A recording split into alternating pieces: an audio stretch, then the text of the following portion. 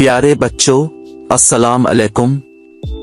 मैं हूं अंकल इस्लाम और अब के लिए लाया हूं आसान सा एक सवाल। साथ साथ कार्टून भी देखें और मेरे सवाल का जवाब भी दें। सवाल ये है कि उसूली दीन में इमामत का मतलब क्या है? जिन्हें जवाब आता है वो जल्दी से कमेंट करें और जिन्हें नहीं आता वो जवाब के लिए इंतजार करें।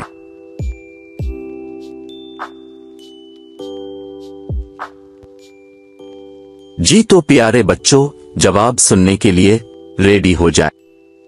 उसूली दीन में इमामत का मतलब यह है कि खुदा ने आखिरी नबी के बाद हमारी हिदायत और दीन की हिफाजत के लिए 12 इमाम मुकर्रर किए हैं।